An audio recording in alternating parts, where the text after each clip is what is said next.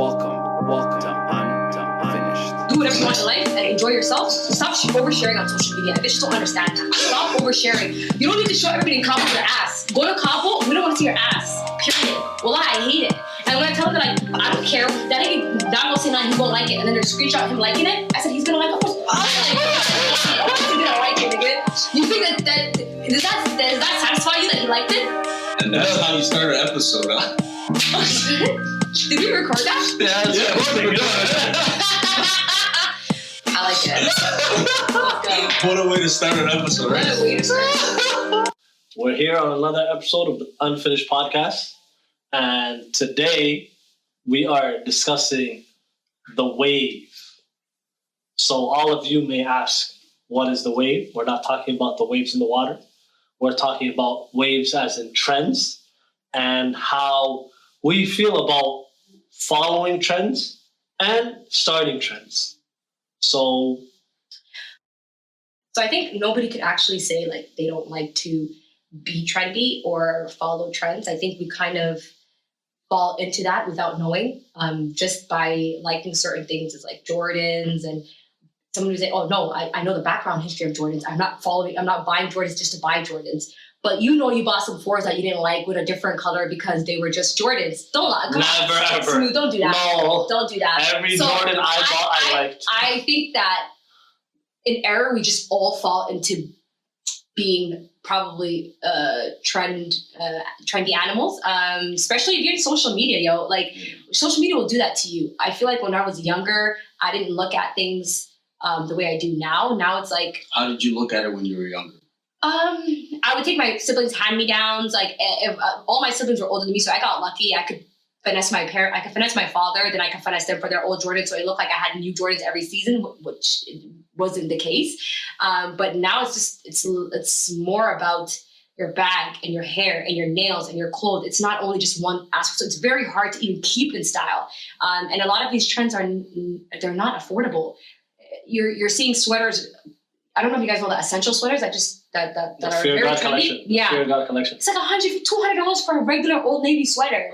So with me I like certain things. I brought Jordans up because I loved Jordans as a kid. I still love Jordans today. There's specific Jordans that come out every whatever year that I buy. They're always the 11s. Yeah, no matter even if I'm not going to wear them, I'm buying the 11s. The Christmas drop. Because I love them. But I've never bought a pair of Yeezys. I don't care for the Yeezys, and that's why I would say like I like what I liked. I love what I love. I'm not gonna lie and try to fit in and buy certain things because I fit in, because I've never been that type of person, you know? I was never like a follower, even as a kid.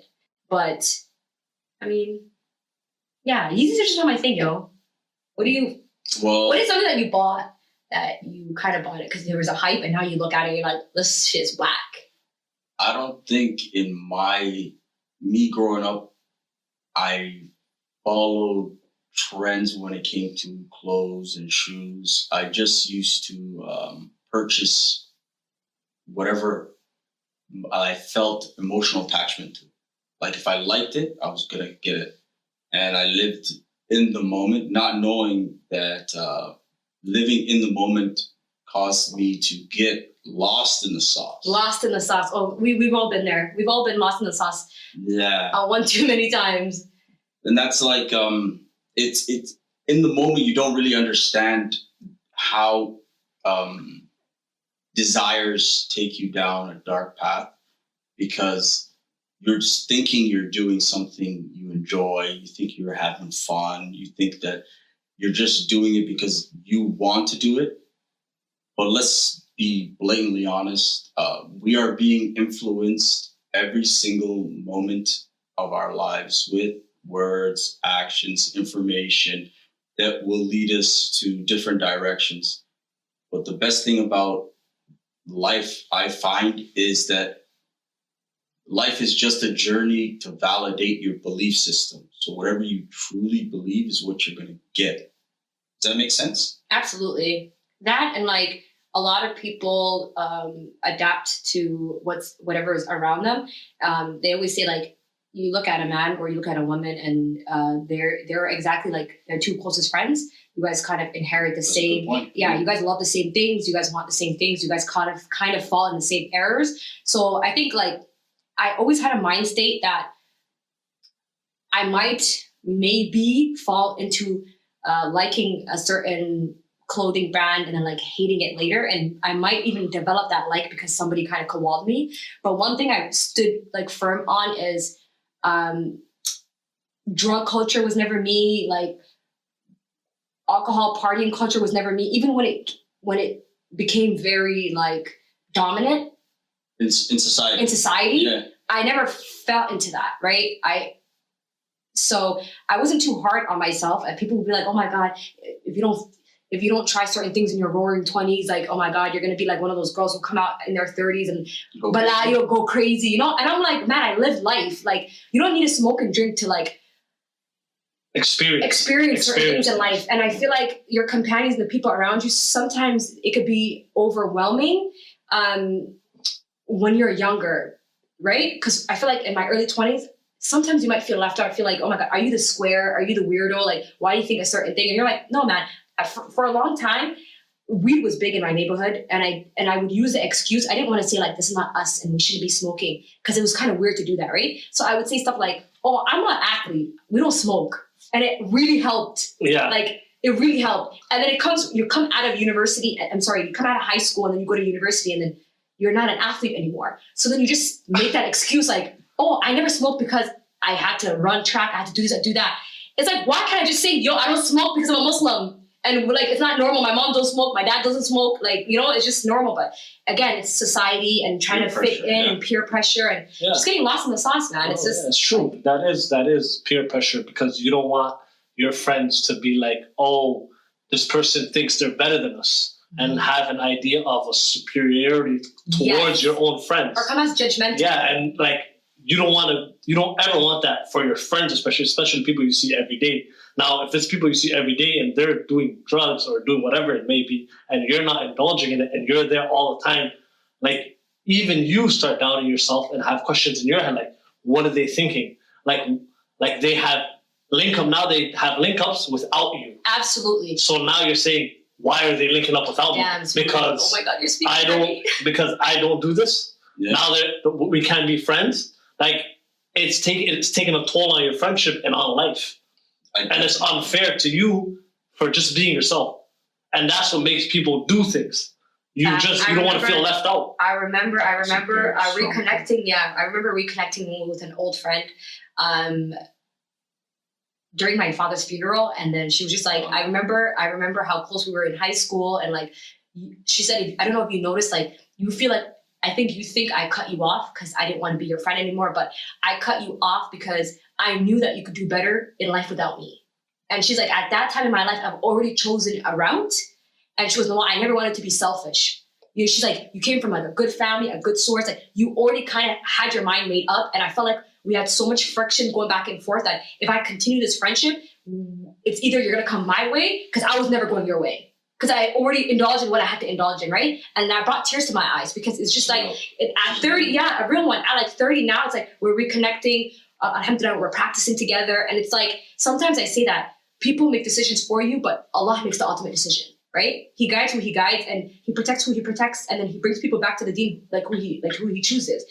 So I feel like at that time, our friendship was supposed to go the way it went. And then alhamdulillah, in our early 30s, we're together again, you know? And it could have been a different way. We could have both been lost in the sauce. So sometimes it's like, it takes a real man or a real woman to be like, fam, this is not your place. You know, that's even, you know how older siblings, they kind of watch over you. You need friends that kind of watch over certain people and be like, you know what, this is not you. Like, don't get, like, not that they should be lost in the sauce, but they already know it's not you. So might as well, like. That goes into the point of like going against the tide, because to be a leader, you're going to rub people the wrong way, because they're not going to understand why you choose to do the things you do. And if you really truly believe something, you should always stick to your belief system, because there's that saying, misery loves company, right? So because they feel uncomfortable, they might say things that might make you feel bad emotionally, and it might lead you towards closer to what they believe, you know? So you got to stand your ground, because at the end of the day, when this whole world is just a test, right? And on the day of judgment, what we're going to see is a mother's going to be running away from her child. It was like That's how scary. Smooth said, like, it's just the idea of feeling left out Yeah. and feeling lonely. Yeah. I feel like we all go through that. Yeah. Sometimes I thought it was females, but it's more guys too. Yeah. Like, I remember guys telling me, yo, the first time I tried a balwat, the first time I tried like liquor, he said it was from a Somali girl. And he goes, she put me in the spot and I didn't drink liquor. She was like, you don't drink alcohol? And he goes, I was so embarrassed in front of, because she kind of put me in the spot in a room full of people. And he said, I grabbed that liquor. So it's like, and he said, and I drank. You know, and I heard never, a lot of guys yeah, say that they yeah. started. He said, you think it's a guy. No, Yeah. and it's the first time that I ever done that. And when I was like, really? And it's not to blame somebody, but he said it was never from another guy because my homies were like, nah, man, that's not you. But it's like the pressure of a female. You want to look a certain Of way. course. You want to you want to set your tone, and you don't want to be that guy. You know, No, even Not as pull up your socks. even as homies, right? Mhm. Like when you start out in life in wherever you are, Yeah. let it be in a neighborhood, let it be in a good suburban community, wherever it may be, you're gonna have, when you're little, your friend group is always gonna be huge. Yep. Your friend group's always gonna start out huge. Mhm. But I feel like right when you get to high school and you're going into university or college is when there's a fork in the road and you have to make a decision. Are you gonna follow what everybody's doing, or are you gonna make a decision and choose a different path that may be difficult and you may lose some people, but it's the better path for you? And people are scared of that decision. Of course. It's the fear that drives Absolutely. you. Of course. So you never want to be that person that sticks out like a sore thumb. Of course. You don't want to stick out.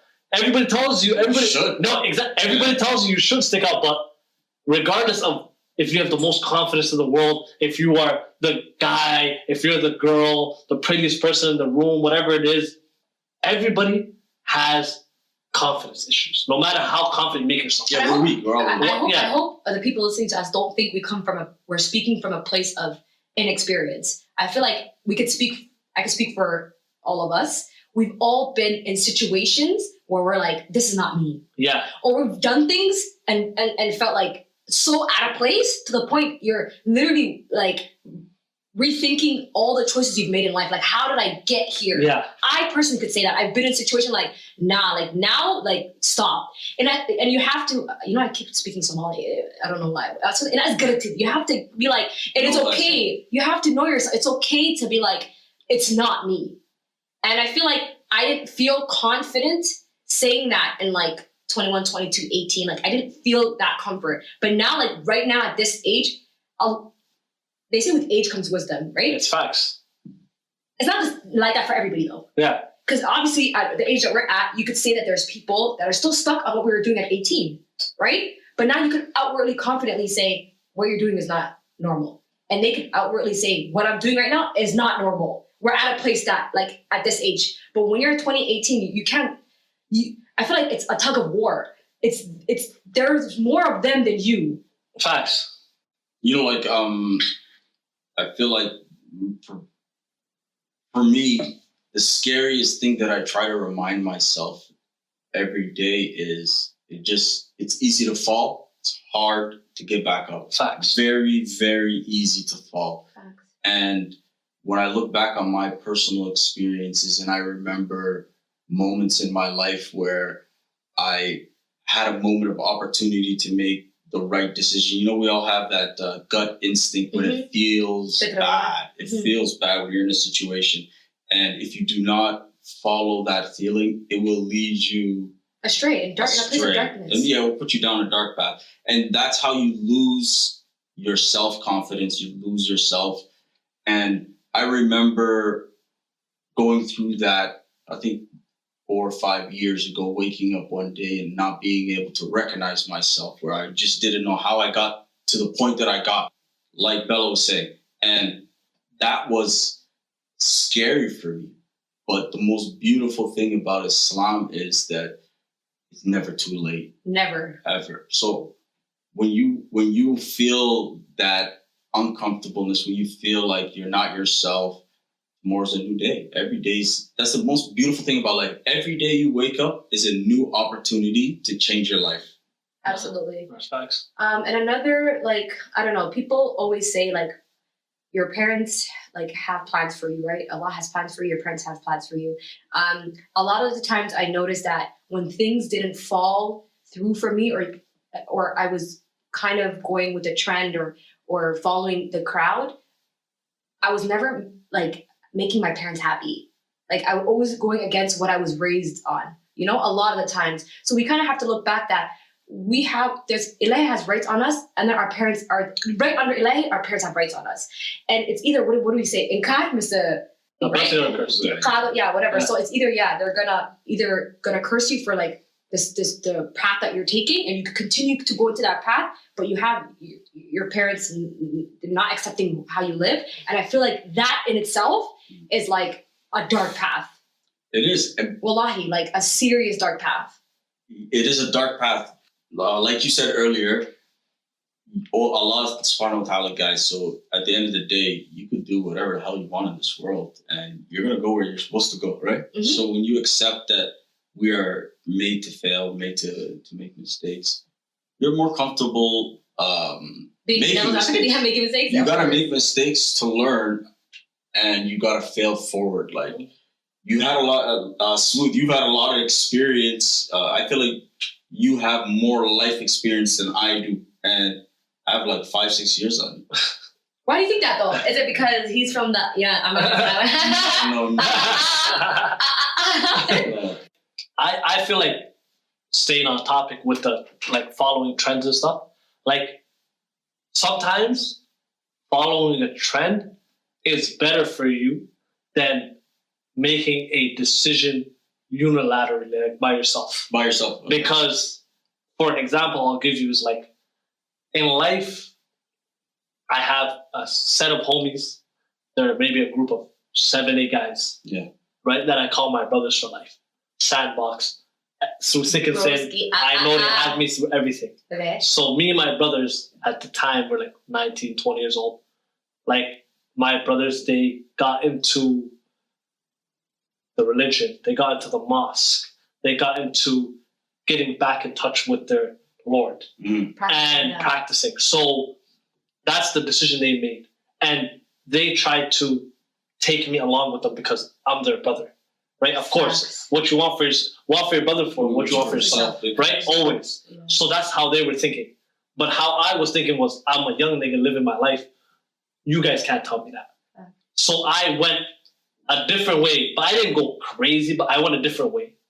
But regardless of which way I went, my brothers, they have to steer you back. They never ever let me stray too far. They never shunned you. They never shunned me. They never looked down on me. They never spoke sideways to me. They reminded me of the religion. They told me to pray. They kept me within arm's reach. They sent me du'as. I may or may have not looked at it. Mm-hmm. I may have ignored their messages. I may have been doing things my way or the highway. But I always looked at it like what is driving these brothers to still have my back and still care for me while I'm still trying to be this independent person that's doing the wrong thing. But they're not looking at it like I'm doing the wrong thing. They're just like, our brother right now is on a path, and we respect his path, but we hope that one day he gets to our path. And that is what led me to be more religious, pray more, and stay on my deen and come back to them and follow that trend, because you see the truth sometimes. It takes you, as you said, you got to fall. So I went and fell, but you said the hardest part is getting up. But if you have people around to help you up, it's easy. It's not hard. Getting up by yourself and going through that by yourself is the hardest thing in the world to get back up, because everybody's looking down on you. It's so interesting that Smooth said that, because in late 2000, like 2009, there was a huge waves of people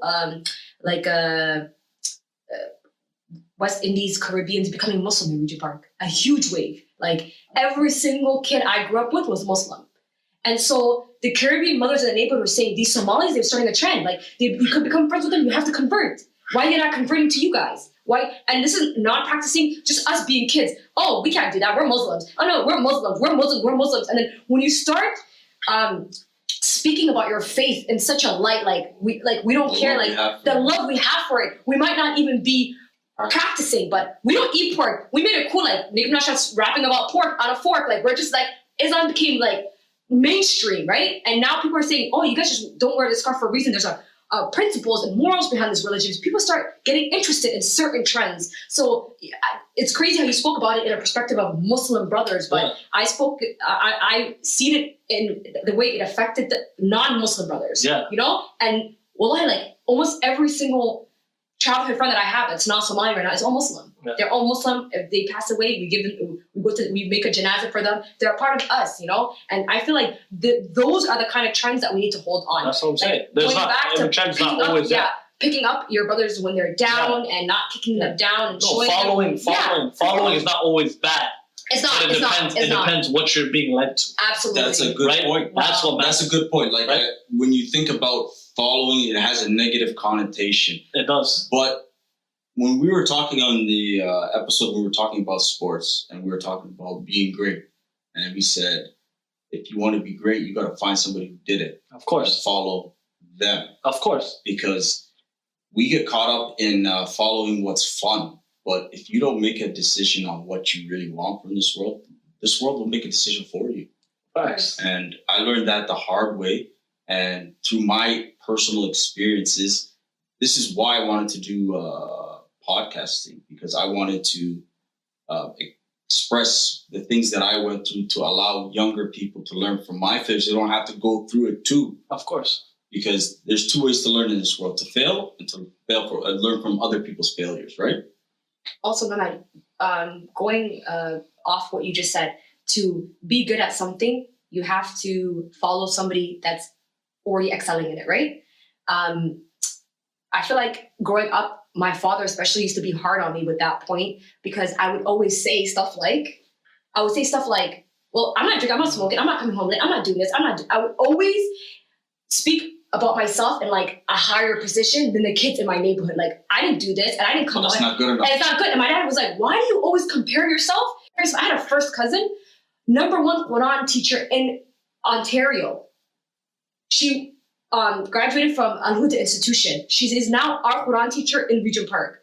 We're a year apart. She's a year younger than me. He goes, why don't you compare yourself to that? You guys slept on the same pillow. I never see you bringing up that girl. You know, because you want to be the greatest person in the room, or feel like you have the best akhlaq or the best character, or you're just above water. But above water is not good enough. Sinking and swimming means you're either sinking or you're swimming. It's not like you're just staying afloat. Yo, you know what's crazy? There's a line by Jay-Z said, if you're the smartest person in the room, you're in the wrong room. You are. That's fact. Wrong room. That's fact. I try to surround myself. A sick line, yeah. It's very true. Like all the guys that I surround myself, I think they are in a way higher position than me, and they inspire me to do more, to be better, to challenge myself.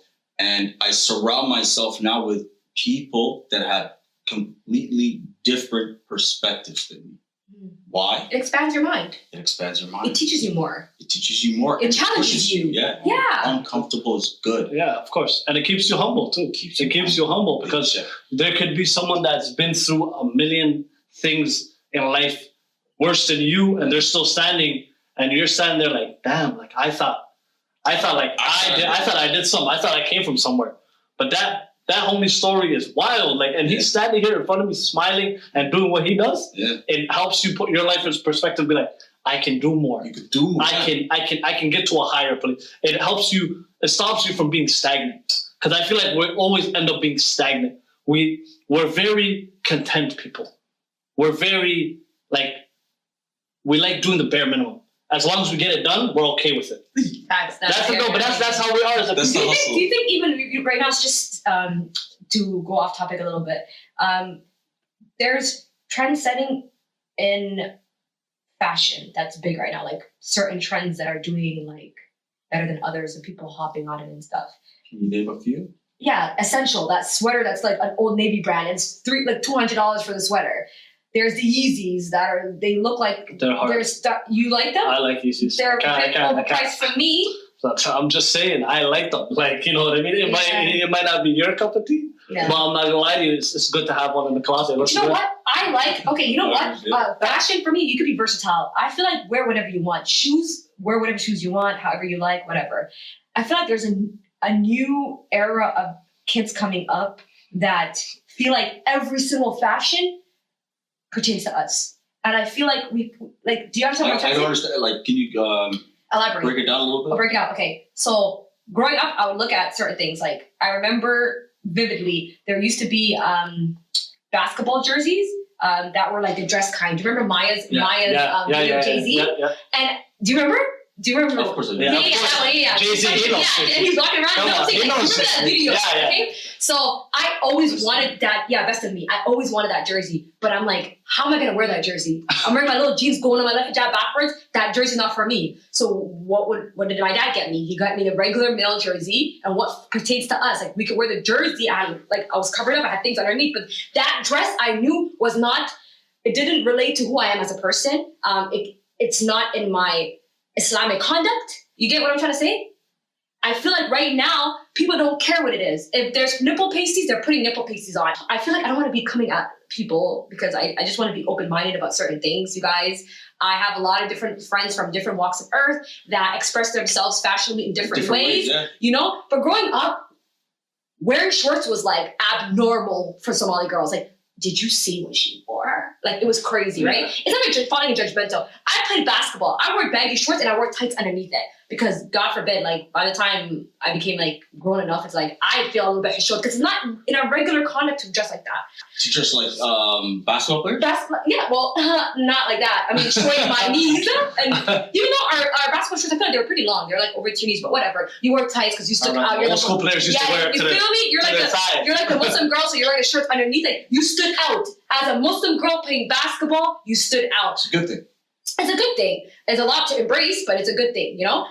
Right now, I don't feel like there's that division. I feel like, again, people are so stuck to wanting to look like Kim Kardashian that they don't think it's abnormal wearing elastic shorts on the streets. You know, the gym shorts that came up? I don't know anything about that. You know, come on. Do you know? I don't know anything about that. Okay, have you seen that? Have you seen that? The elastic gym.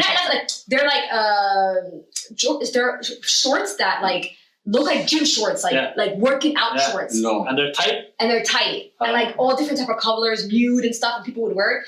Are you guys on Instagram? It's all over the place. Yeah, it probably is, and like that's a trend. Like I don't think I'm against. I'm not against. It's not a trend. I'm against. So you know, but it wouldn't be something I would do. You don't have to. Of course, you definitely are not against that. I'm gonna keep it true. Yeah. So like you were saying that girls, they're focused. I can't say they're focusing.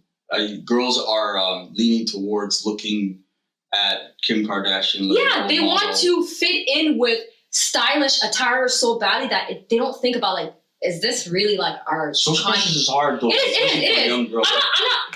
I'm speaking from a place of privilege only because I feel like I'm there right now, right? I'm there in like no one could tell me what I can and cannot wear because I feel like I'm not influenced like that anymore. I feel like I'm an adult and I know right now I'm in control of what I want to do, how I want to dress. I don't look at trends and act like I have to wear this. Maybe at a point in my life when I was younger, I might want to be a little bit drastic and like, you know, wear a little tight clothing and stuff like that. But right now at my age, I'm kind of trying to wear like a little bit more modest clothing. But again, even when we didn't wear modest clothing, I'm saying we didn't get lost in the sauce like this generation. I feel like this generation, a lot of things became acceptable. But I think there's, like I said last episode, they're smarter than us.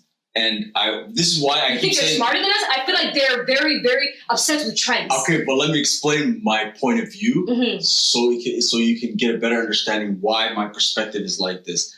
Sorry, we had more hishal. That's all I want to say. I understand. We had less social pressures than they did. They have more information they're taking in. They have more social pressures. But guess what? They have more eyes on them. I have eyes on me. But they I also remember who wore shorts in high faster. school. They grew up a lot faster than us.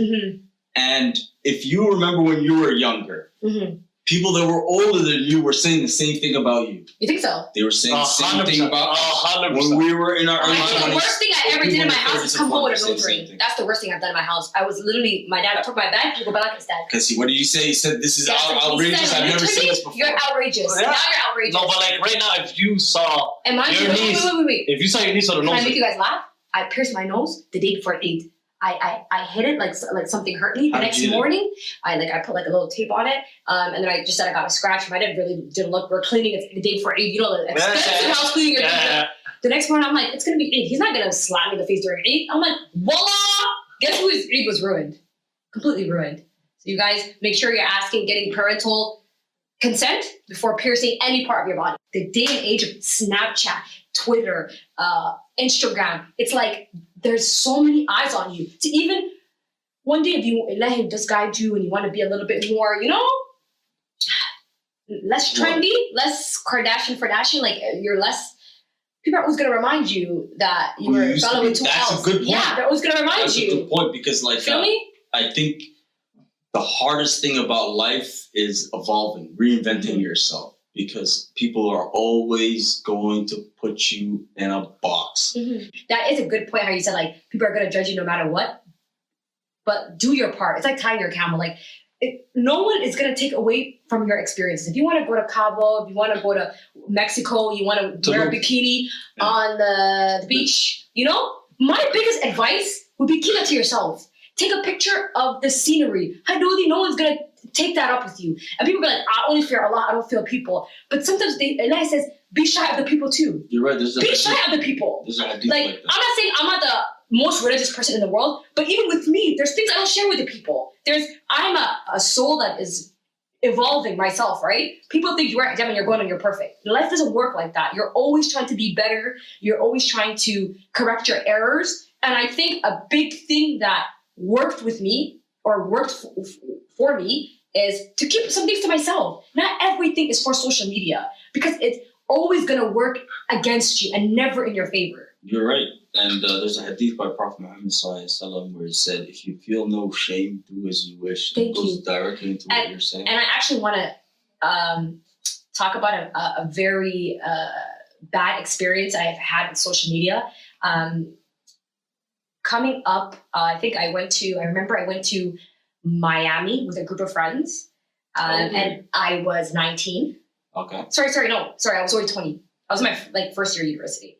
And so what happened was, I obviously lied to my parents, like how most girls did when you're going on vacation at such a young age. I don't know, these girls again in this 2020, they just, hey, by the way, I'm going to Miami. It wasn't like that. So I said, York University was taking us. Like the school was taking us. But I was like, my dad's he doesn't say, show me the letter. I don't know. Pick up, When you get there, call me.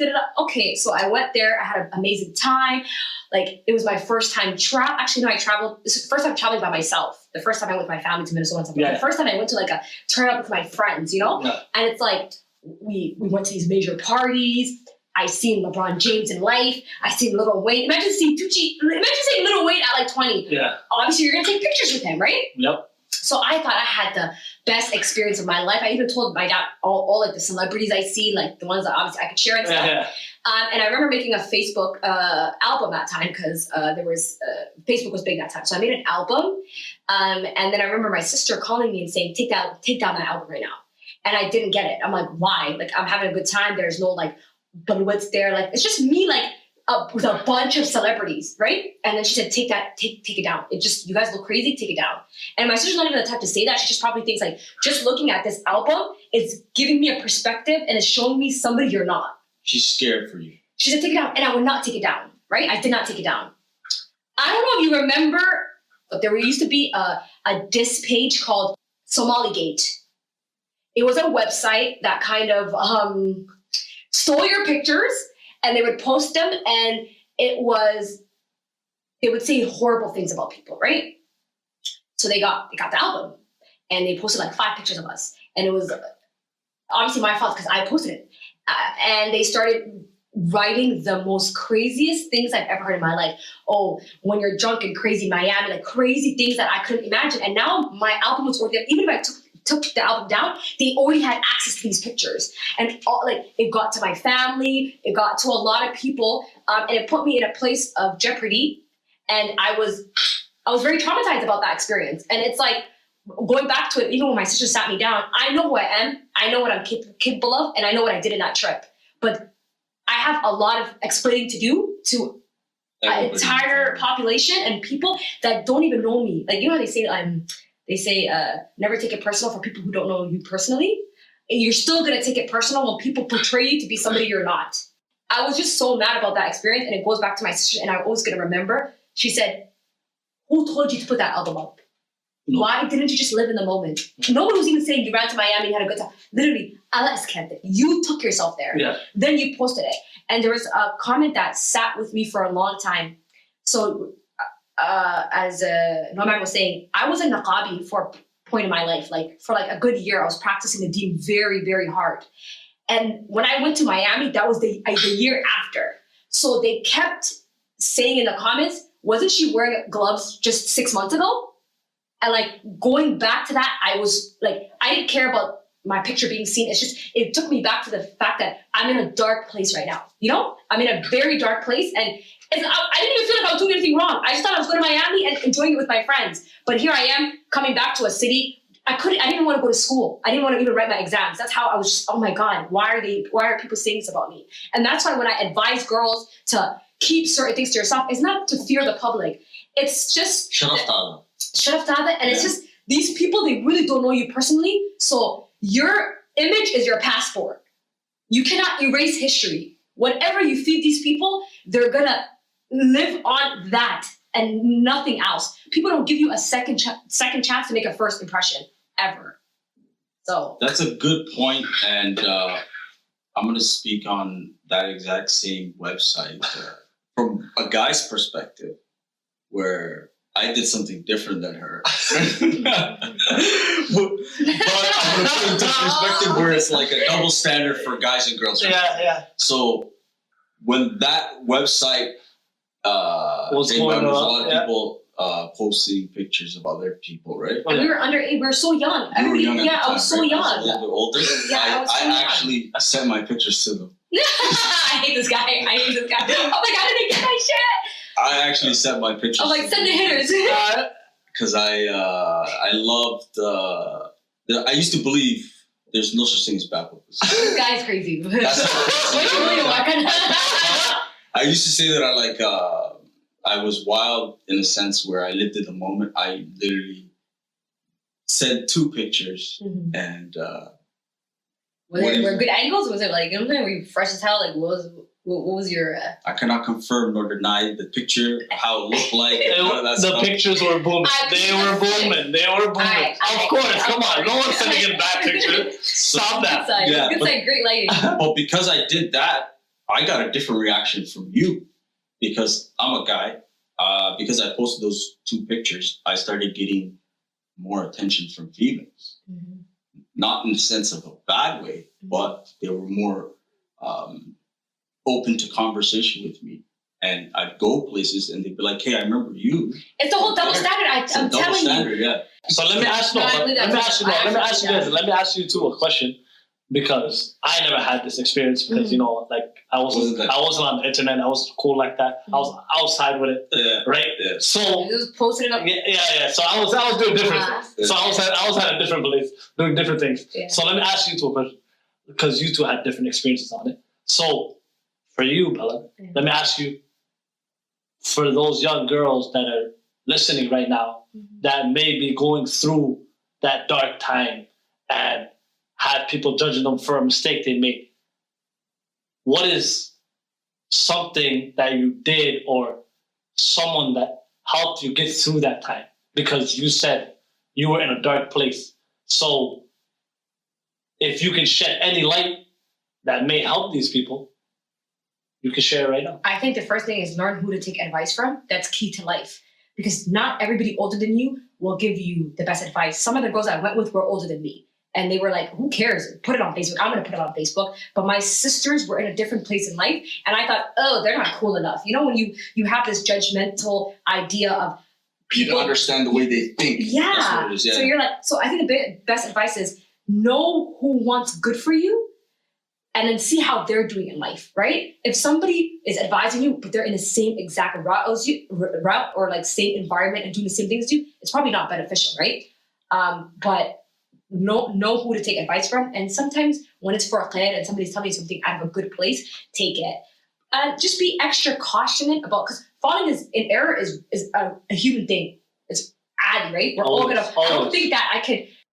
So I think the best advice is, again, to learn who to take advice from and to consistently self-assess and be critical about the things that you share and take people's advice. Sometimes people would even give you advice where you feel like they're sneak dissing you. Sometimes I tell my friends, like, girl, you crazy, you went out like that. It's not a way to advise people, but kind of listen to those backhanded like conversations. A lot of people, like, you say they're your friends, but they don't tell you things straight up to your face. Like, listen to people's language. People can't handle it. People will let you in error, but they won't do what you're doing. That's not a real friend. Like, I feel like a real friend is a person that rubs you the wrong way. Yeah. Because if they don't rub you the wrong way, then they don't really care about you to tell you what you really need to hear. And also, if you can't have an uncomfortable conversation with someone, then they're not. I don't think that's your friend. Because I have this thing where I tell people, like, the idiot thing. That's the idiot thing. Yeah. I'll tell people, like, I like my homies, like, they know me as a very honest person. So if I'm not the type of person to hear something about someone and take that. If I was to hear something about Bella today, if I was to hear something about the Nomad today, I would go and sit down with Bella. I would go sit down with Nomad because of my personal relationship with them and say, hey, I heard this, that, and the third. What's up with that? And I would give you the benefit of the doubt always, and I'll take it from the mouth of the camel. I won't take it from what other people are saying. I don't care what other people have to say. That's not who I am as a person. I'm not a gossip listener. I'm not he said, she said. I want to hear what you said. I don't care what he said, she said. What do you have to say on this? Right. So that's how I am as a friend. I'm always going to address you directly. And some people, they don't like that. And some people like that. But guess what? If you don't like that, it's life. I've done my due diligence. I've done my job. But that's all I rubbing can. people off the wrong way, you're right. You're saying it's very uncomfortable. Again, it's uncomfortable not because you don't want to get into certain things or maybe step on people's toes. It gets uncomfortable when people start pointing at your errors. I feel like a lot of the times I've had cases where I'm like, yo, fam, that's not you. Like, don't do that. Don't go here. Don't deal that. Don't, and it's like, but you do this. And it's like, I know that we are all people that are not perfect, but try to soak in certain advice without pointing a finger back, because there's nobody in this dunya that's going to be able to give you advice and be perfect themselves. You're right. Like, no one's the prophet. We're not the ashabas. We're just ordinary people. So you have to, a part of a self-assessment is, I used to be one of those people like, kick rocks, man. That girl can't tell me nothing. And it's like, how far, then who could tell you something? Your parents better than you can't tell you nothing. So who, are you just going to be lost in the sauce? Like, as I get older, I realize the importance of how you articulate your thought processes, the words you choose, how you express it, tone, all these things are things that I'm recently learning. Because when I was younger, I was very, very blunt. Whatever I felt, I said. I'm still blunt, and that's why I lose a lot of ties. That's not healthy for you or the people around you, because it creates unnecessary problems. And that's something I have to remind myself constantly to hold back how I say things, because my sister, I'm very, very blunt. My sister, she always hits me where it hurts. And it's like, when she's explaining it to me, she does it in such a beautiful and articulate way. And she's not yelling at me. She's not raising her voice. She has a very calm voice. And it hits me. And I'm like, whoa, whoa, whoa, whoa, whoa. What just happened right now? Yeah. And the way she articulates is so beautiful. And I admire her for that. And there's a lot of people that have that ability. And I realized the most successful people in the world are the people that understand the importance of softening their communication and not speaking from their perspective, but speaking from the other person's perspective. I see Smooth do that all the time too. You do that a lot. He's amazing at it. And again, let me tell you one thing. My entire life, every single friend I've ever had a falling out with, or had like a miscommunication, or like an argument, it's not about what you did, fam. It's how you spoke to me that day. And this was a reoccurrence in my life, my teen years, and I'm just an aggressive. I'm a very passive aggressive person. I'm one of those people like an idiot. I'm right away. Like I could be. You could be with your man. I'm like, is this guy talking to you like that? I don't know. There's a place and there's a time. And it comes from a good place. But it's like no one is gonna give you that chance for it to come from a good place. Like I always have to re-explain myself. So I learned one day it hit me when I started like practicing the deen, and I read about all this ashabas and like the ones that were like soft-hearted, how they gave da'wah, the Abu Bakr, and like all of them, like they had different characteristics, but all of them, for the most part, were like gentle people, trustworthy people, soft-spoken, shy. Like, so the deen doesn't teach you to be like harsh, right? And I always consider myself like, yeah, now I'm good. Like I'm at a place that I'm happy with my deen. I know where I'm at. But it's like, if I consistently am hurting people around me, then what deen are you practicing, right? And it wasn't that I was directly hurting people. I was literally belittling people. Like, let's say something happens, I'm like, fam, you're 30 years old and you're doing that? That's how I talk. I'm in a group chat. There's 10 people in that group chat. I'm gonna out you. I will screenshot your post on Instagram and be like, delete now. Isn't that a little bit messy? But it's a group of friends, like we're 10. We're like besties, we're homies, we know our parents, we're paying, like we're in a ayuta together. Like I'm saying that I'm the friend that would do that. And it's like, people don't need that. Like people, I came to the conclusion, are adults now. Everybody is there. They know what's wrong with them. They know what's wrong, what's right. And a lot of my friends say, no, well, wallahi, you have the best heart. You're one of those people, you come through and you come through. And if you could share the clothes off your back, you would. But sometimes, fam, you state the obvious. Wallahi, you state the obvious. Stop stating the obvious. I had to say it wrong. Stop stating the obvious. Fam, like, so you're where you're at, alhamdulillah, mashallah, that's good for you. And I'm where I'm at, and how are we going to continue this friendship if you don't keep doing this? I'm better than you think. And I feel like I'm not even doing that, I'm better. So there's a problem with my communication. And I'm working very hard. Even my siblings say to me, you're one of those people, you're quiet. One time things come out of your mouth, and it's like, what is this girl talking about? Where did you store that? Where did it come from? And then I think I'm good because I don't hold grudges. The next time I'm like, fam, we're good, we'll go to the movies. The person's looking at me like, are we even still friends? Like, because I just don't know how my words affect people. Yeah. But you're working on it though. That's what you're saying. You're saying you're working on that and you understand it. And the number one thing is understanding yourself, right?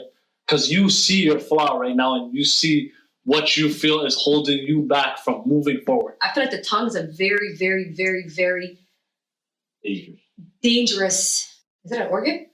No man, tell us now. I don't know this word. It's an organ. I'm gonna take it as an organ. Organ for 500. Jeopardy game. Okay, so we can't. So we can't just say whatever we want. And we kind of have to take accountability, right? I'm gonna drop some wisdom on you. So, have you ever read Surah Al-Luqman? Luqman? Yeah. Yeah. Wise. Surah Al-Luqman is about a man talking to his son and trying to explain to his son who Allah subhanahu wa ta'ala is. And it is written about Luqman in other scriptures that he was a wise man, and Allah states that he was wise. In those scriptures, it states that Luqman was of African descent, and one day he was kidnapped and sold as a slave abroad. And during his time as a slave, his master noticed that Luqman was no ordinary slave. So he ordered him to slaughter 2 sheep to see where his head, to see how smart he was. And he asked him to bring him the best and worst part of the animal. Mm-hmm. And he brought him the tongue and the heart. And then he told him, bring me the worst part of the animal. And he brought him the tongue and the heart. And then the master asked him, why did you bring me the same 2 parts of the animal? And he goes, very with this tongue and heart, you can turn an enemy to a lover, and you can also turn a lover to an enemy. Wow, that's deep. Don't be too sweet, or people will swallow you. Don't be too sour, people will spit you out. Wow. So there's a medium. There's a medium. There's a medium with everything. There's a medium with everything. So this, again, going back to our topic, like when you're following these trends and like clothing, what me and Smooth was saying, we both love Jordans, right?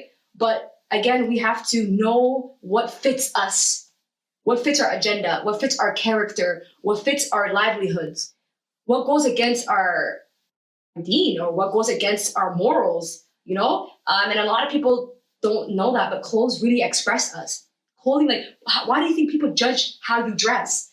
You could look like a businessman or you wear a 3-color suit and somebody's like, oh, the guy probably has a great job. You don't even know what he does. It's because I'm judging you based off your appearance. Yeah, well, a lot of people do that. You gotta understand it. So it's like when people think a certain way of you, I know that a lot of people don't care. It's like, I don't care. You could only have that I don't care mentality for so long. Yeah, I lied to myself for a long time, saying the same stories to myself. Oh, I don't care.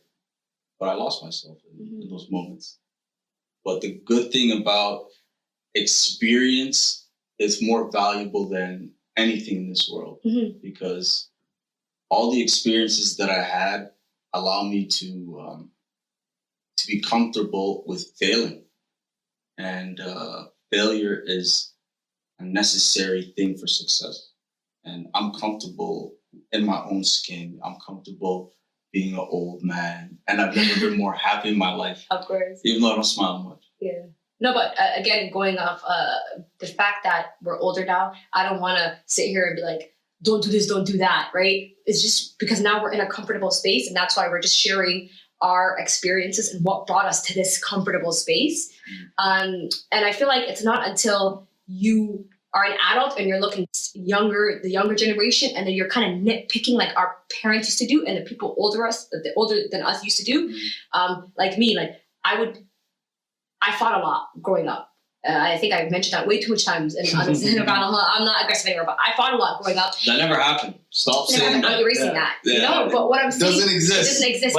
That's like my downfall, right? I have to speak about my downfall, right? I can't come here and be like, oh my God, I give dawah in the corner. Like, come on, like I have to see, like believe, like, you know, like I had a down spiral activities that led me to like almost go to jail, like weird things like that. Yeah, I was in a cruiser. Wow, let me tell you something. My first cousin, she's a younger girl. I remember her telling me, like, oh, we got into a fight. I was at this place, and I'm like, you fought at this place with this much people there? And I was like, don't ever do that again. And then I just I had a flashback, and it's like, did I really just say that? Like, you think I had a time and a place where I'm gonna address my issues? Like, am I adulting right now? Is this me being a big woman? And wallah, it's not until you see yourself from a different lens that you just realize that people just need to experience certain things. That's what I learned from Smooth. Smooth's always telling me that chill. How do you sink and how do you swim? You don't know. So you don't know who's gonna swim. You don't know who's gonna swim. You don't know what's gonna happen. Throw them in that water. Yeah. You'll never know. Is it better to be safe than sorry then? No. Yes, it is, because it's better to learn from other people's failures than your own. But what failure really teaches is the tell signs. Like, now you're older, you've had a lot of altercations or like miscommunicate, different types of altercations, right? Yeah. You can sense it now. Like, you'll see, this is coming. Absolutely. That's because of failure. Yeah, and it's not because of success. You don't learn from success. Now, if you're brushing me 3 times, I'm like, oh, I think you brushed me. No, I think you brushed me. And then sometimes I'm like, you know what? I'm in your way. I'm just gonna move. Well, and that's wisdom. Yeah. Because sometimes you'd be like, why is she looking at me? You're looking for it. Yeah. And now you're just trying to avoid it. Yeah. You know, like, that's how, for me, like, now I've moved away from dating, even though, like, I love women? Yeah, I love women too. Yeah. I love women too. Can't lie. I'm in the same place. When I see a beautiful woman and that catches my eye, now that I'm older, I'll play the whole relationship through my head, and I'll get tired, and I'm like, I'm good. We should play that whole thing. Good. He's just dad love the movie. That's crazy. He's That's a seen good the way. whole movie. That's a good way to think. That's a good. And That's a good way to think. And it saved me. Yeah, life is just a mental battle. It's all in your head.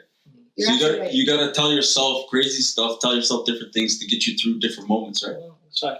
So let's go to a lighter. Let's go to a lighter I subject. love it. You know? Let's keep it light because this was heavy. Yeah. No, but we need heavy though. We need heavy. So you know the heavy's good. So like on a lighter subject, I was gonna say like, what is one trend that you followed that you regret ever following?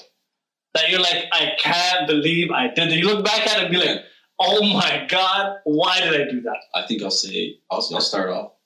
It was the Dipset jerseys. I had the Sixers. Allen That's Iverson. beautiful though. That's No, still I'm not- trendy right now. Hold on. The story. Jackets, the bubble jackets. The story. Hold on. No. I had the three. The durag. Yeah. 3 colors. Yeah. Braided.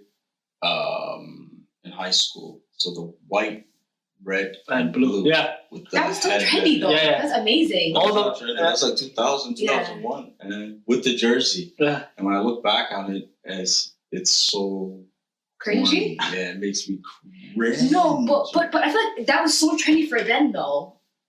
No. Me, I'm gonna tell you. For me, it was like back when Rockaware was booming. I had a Rockaware jean jacket. Had it. The Canadian tuxedo. These people are gonna think we're like old. Yeah, that's fine. We That's need to fine. go back to. No. But like Rockaware, like we can still I don't bust even know what these are. No, we can still bust a Rockaware. Yeah. So it was a big Rockaware jacket. It was all right. You know, I got it in like a large, right? Mhm. Got it in a large. At that time, I was 60 to 70 pounds soaking wet. So I have a large. I give it to one of my big homies. He sees it. He's like, oh, this is hard. Let me wear it. He's like 6'2", 240. So it was a big dude. So he wears it. He stretches that baby out. Now he gives it back to me. Says, here you go. After like a week, says, here you go. He went to date with his girlfriend. He did whatever he did. You know what I mean? Shout out to whoever that girl was. You know, we got her. That's what you call teamwork. Teamwork makes the dream always. You always. Shouldn't be exposed to those. No. I love it. I love it. Listen. You think we don't know? They know. I picture up in 2 different cars. Like 2 different colors. And they're like, who? Come on. Yes, they know what's going on. It's okay. But guess what? It's okay. They love the movie. We're all showmen. As long as you made it on time. Yeah. So now he gives it back to me. Now I wear this jacket. When I wear this jacket, before it was big. Mm. Now it's bigger. So now it's basically down to like it's Now you pull it bigger across. than me. It's bigger than me already. So now it's more wide and now it's longer. Oh. So now it looks like I'm wearing, you know, those like Hoya coats that your mom wears? Like when you go out to get the groceries? Yeah. When you run out and you just grab anything? Mm. I put that bad boy on. It's Rockaware, obviously. Went to school, took some pictures. You have a picture? That picture was deleted. That picture doesn't exist no more. I never had that jacket. It doesn't exist. I looked back at that picture one day and I said, people walked around with me like this. Crazy. Nobody took that jacket off my back and burned it. You ain't got no real friends. They were my homies. We're telling ourselves, on ourselves because of our age right now. We're talking about it. People know distinctively how old we are based off these, No, that's fine. like what we used to wear. I'll keep it very short. The belts, the digital belts. Oh my God, you didn't have that. Yeah. Well, I did. Yeah. And I took a bus all the way to Scarborough Town Center. Uh-huh. And there's either you can have your name, Yeah. you can say Bella on Yeah. it, or it can be digital and it can say Bella. Yeah, it's going. That's the stuff you're gonna fix it. Yeah. Like, what it was, it's like, Bella, it can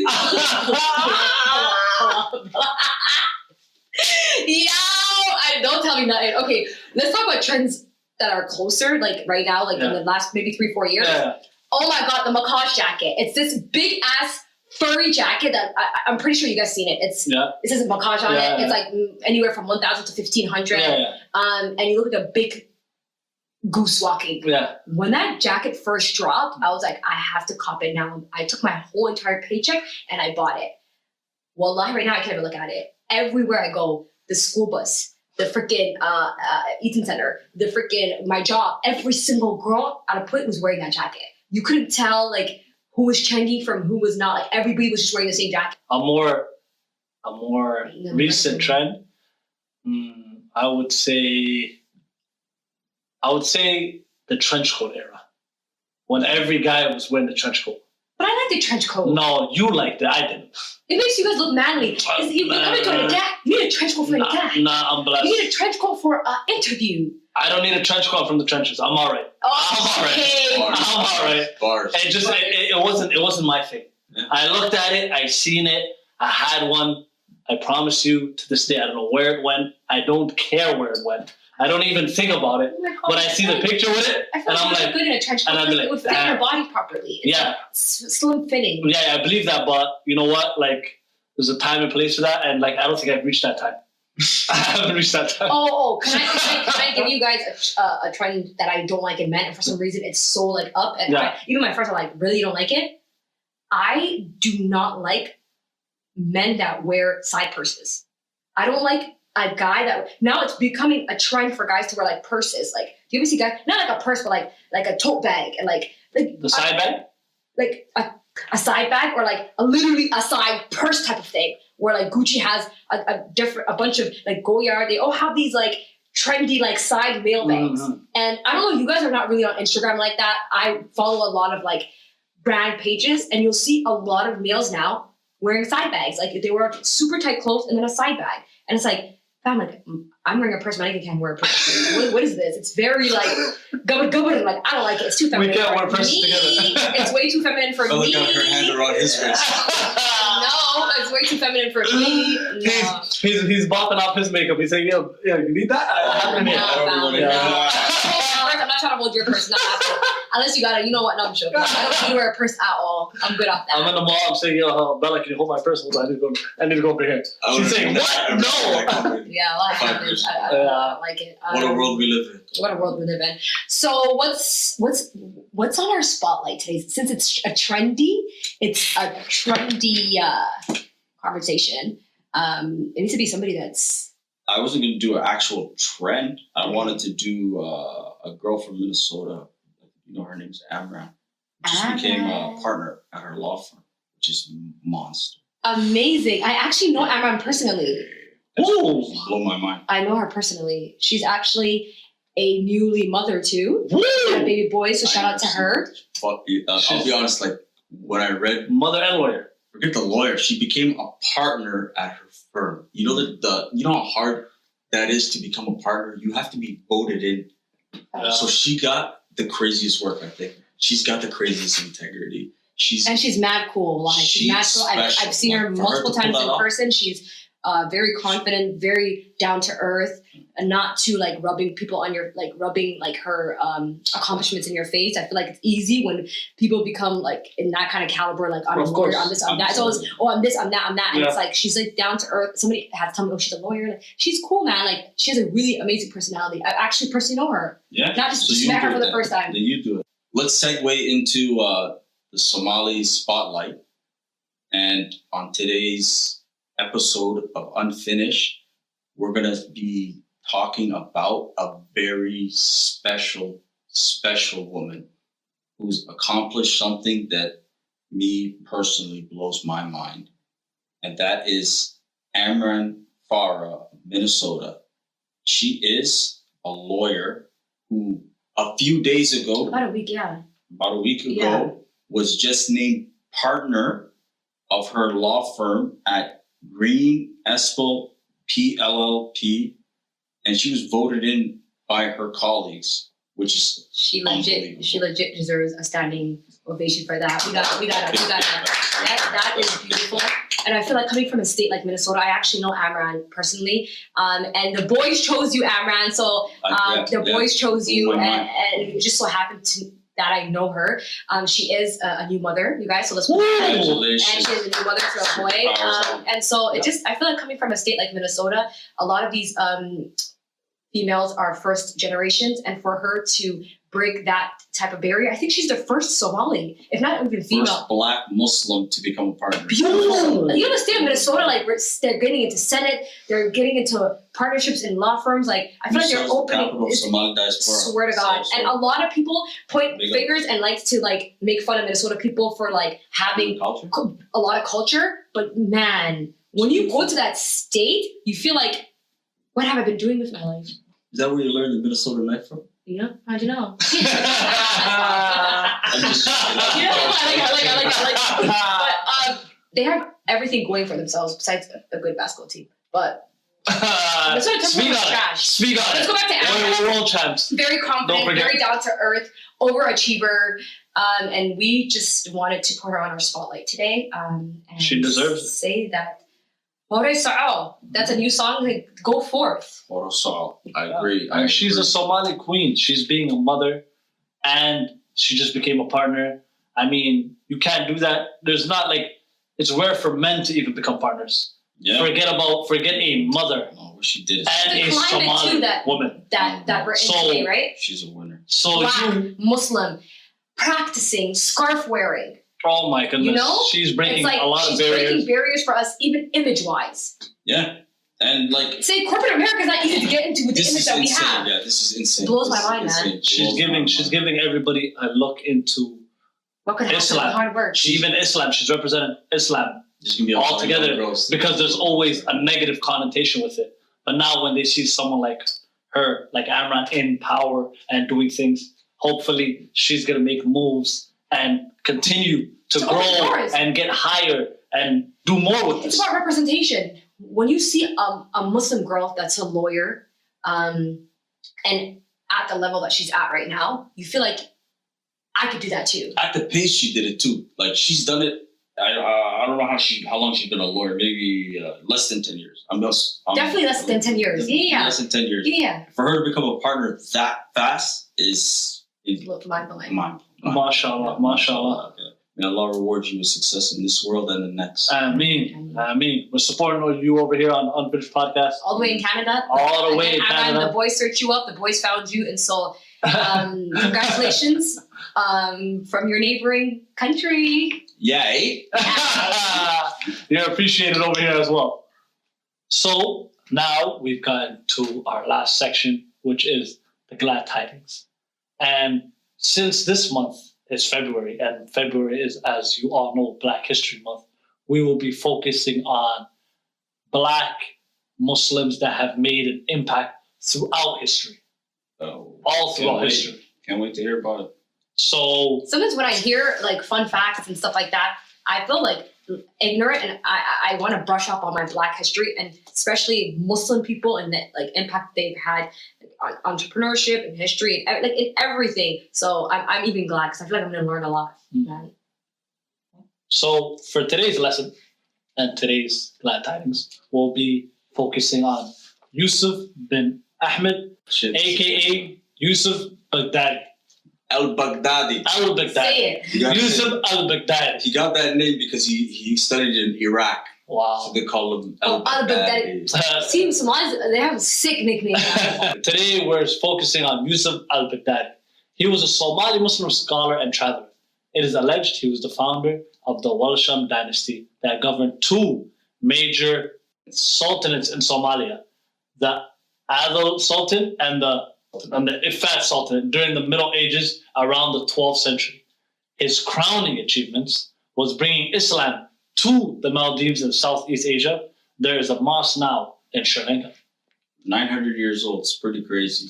So Yusuf al-Baghdadi clearly has done a lot to spread the religion to different parts of the world at his time. Yeah. And he's Somalian, right? Yeah, The he's a crazy Somali. thing He's is, a the Somali Somali Muslim. narrative, it's always like, no one ever talks about these Somalians. You know when people talk about like the big figures in Somalia, it's always like, oh, the guy that saved the war from stopping, or the prime minister. The last 100 years. Yeah, the last 100 years. They don't talk about people like this that spread Islam and That traveled, that did different people things. humbly like look up to in a different country. In a different light too. Yeah, That we absolutely. would never understand. There's another country, Madagascar is like that.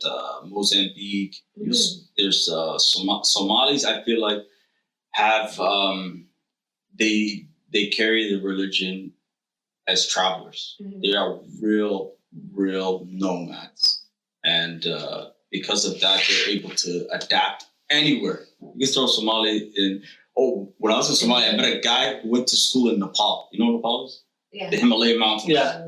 An old Somali. But I feel like Somalis are cappers too. Do you like? No. When I would be like, "Ano yan, Germany, doctor ko sa parte." I'm like, when did you go to Germany? No, but it's true though. They've been everywhere. They've been everywhere. You know what I mean? There's a huge population of Somalis in, guess where? Where? Malaysia. Yeah. And how did I find that out? Because I'm big on Somali YouTube. You know what? There's a whole Somali YouTube culture that I follow religiously. They're all from Malaysia. And guess who else is from Malaysia? Big up DJ DJ Hilka. Come on.